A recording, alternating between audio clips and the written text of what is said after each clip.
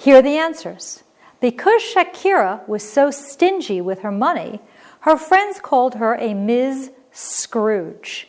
Scrooge was the miser in A Christmas Carol by Charles Dickens. So an allusion to Scrooge would telegraph the idea of being a miser. He was in a real catch-22, not knowing whether to confess to the teacher and suffer the consequences or let the other students take the blame. A catch-22 is an allusion to Joseph Heller's novel of the same name. And if you're in a catch-22, you're caught in a bind. You don't know what to do because there's no real right answer.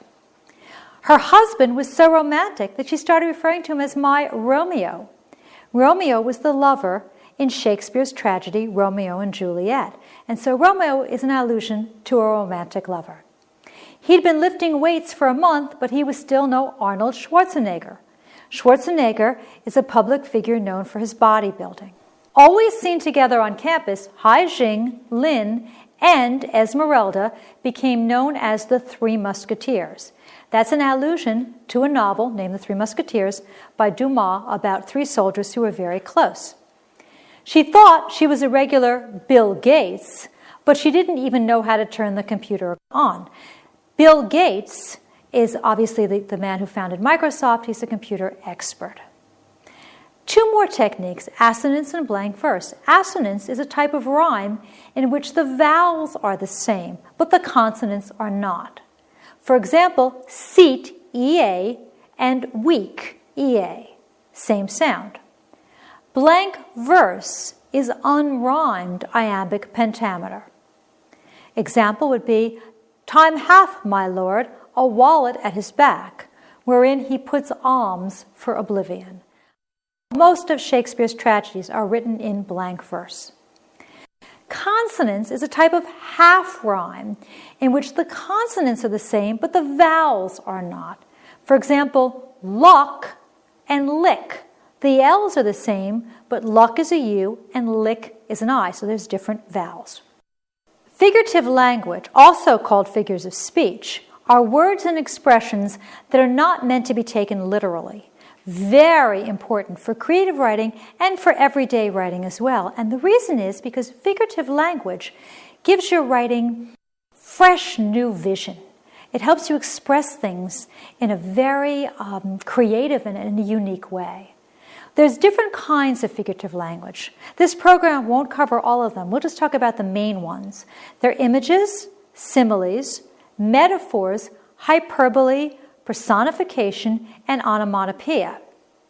An image is a word or phrase that appeals to one or more of our senses. Imagery can be found in any kind of writing, but it's most common in poetry. Metaphors are figures of speech that compare two things that are unlike. The more familiar thing helps to describe less familiar thing. My heart is a singing bird, and hope is the thing with feathers. Simile is a figure of speech just like a metaphor. It's a comparison. The difference is a simile uses a word to make that comparison.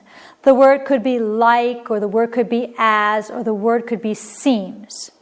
So taking that previous one, my heart is like a singing bird. I've made that into a simile by using the word like.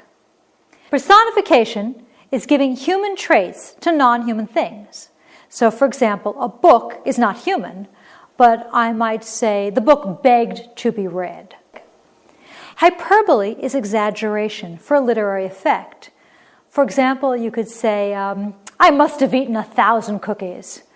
Or, gosh, I probably walked 1,000,000 miles. Now, let's give it a try. In your study guide, you'll find an exercise about figurative language. Your job is to fill in the blanks with the correct word from the list in order to create phrases that use language figuratively. Then identify each figure of speech that was used. When you're done, come back.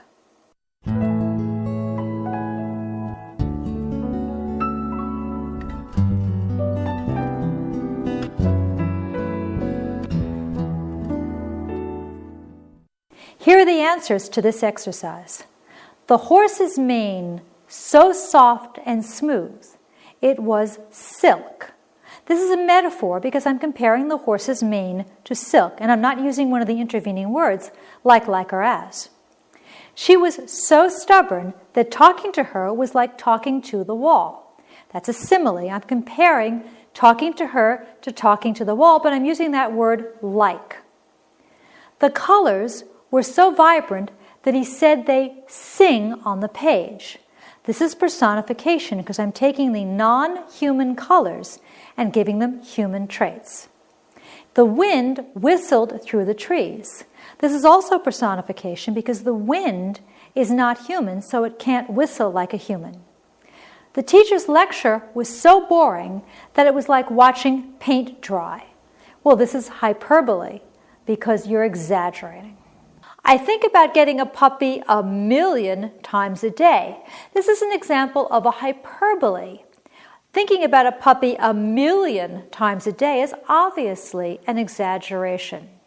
The room was as cold as a refrigerator. This is a simile. It's a comparison using the word as. Onomatopoeia has another literary technique. It's a lot of fun. It's when the word's sound suggests its meaning, like hiss or buzz. Here's an example. The moan of doves in immemorial elms and murmuring of innumerable bees. In your study guide, you'll find an exercise on onomatopoeia. Your job is to fill in the blanks with the correct word from the list that creates onomatopoeia. When you're done, come back.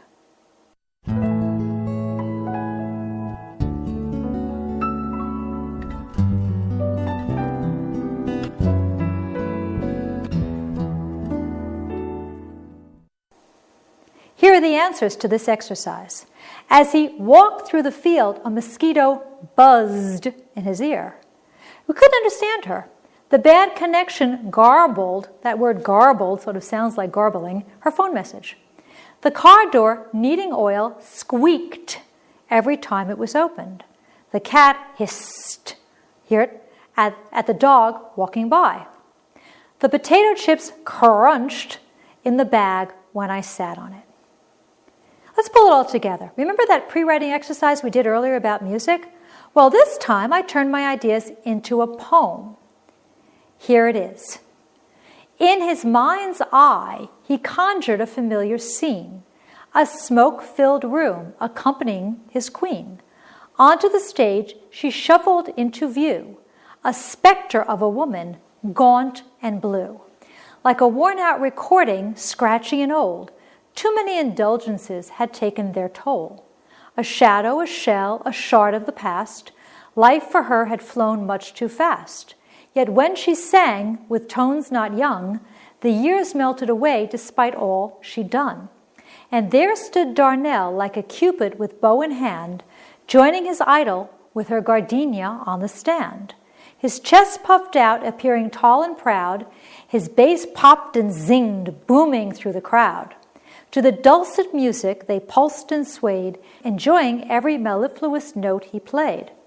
At the end they cheered, rising to their feet. The night, it seems, turned out so sweet.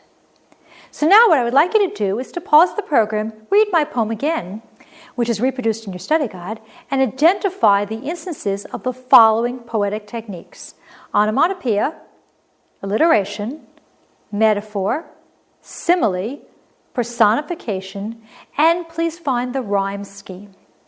Then come back.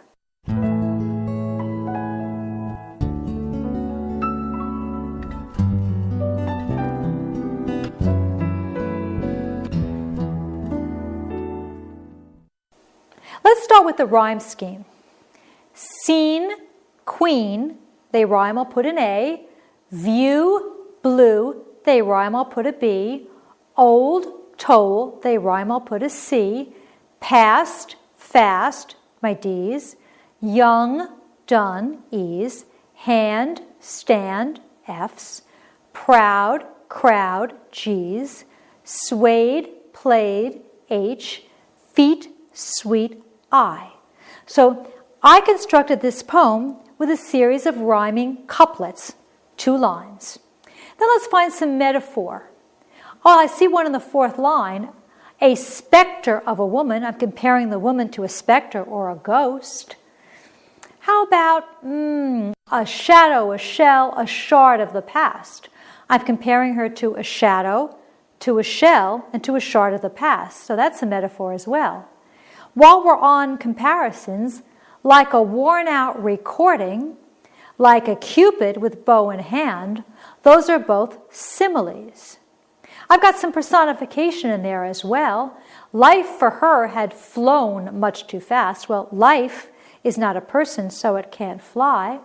I've done some alliteration, shadow, shell, shard. And I've got my onomatopoeia in popped, zinged, and booming. Finally, I'd like to return again to your pre-writing exercise about music. This time, what I'd like you to do is to write your own short poem from your pre-writing. Use some of the techniques and elements that we've discussed. When you're finished, come back.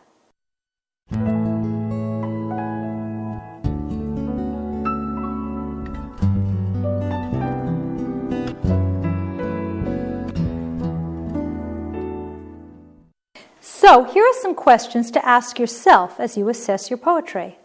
First of all, is it interesting? Is it something that you would like to read? Would someone else like to read? Second, does it convey emotion? Third, is it logical? Does it make sense? 4, did you use poetic techniques to good effect? Is it original? Is it creative?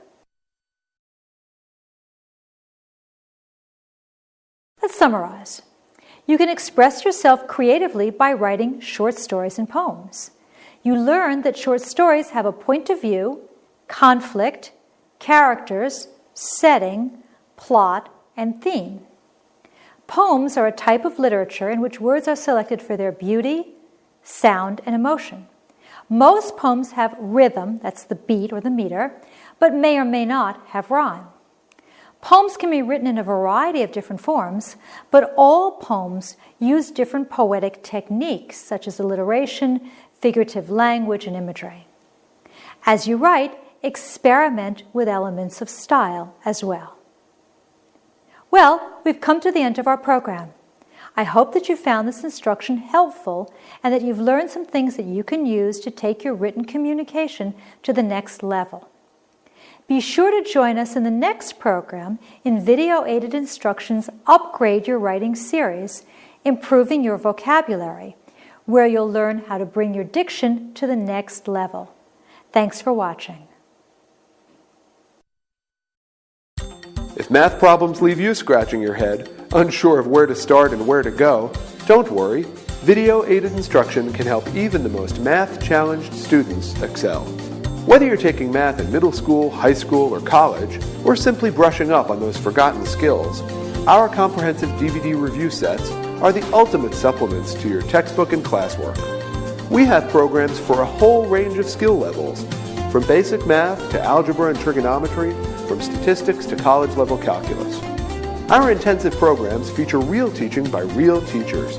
They're jam-packed with hours of hands-on problem solving and feature hundreds of practice questions, easy-to-follow explanations, and proven strategies. Visit us online at videoaidedinstruction.com for more information about our exciting programs that help take the mystery out of math. If you find studying for the GED overwhelming because you don't have basic reading, writing, or math skills, then Video-Aided Instruction's Pre-GED series is exactly what you need. This series makes the fundamentals much easier to understand and master. You'll want to view pre-GED language arts reading, language arts writing, mathematics, science, and social studies. Our pre-GED series is a great first step toward GED success.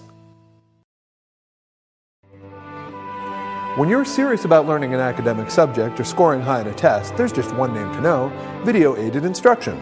We don't waste your time with goofy skits, corny jokes, or silly sing-alongs. We get right to the point. Real teaching by real teachers.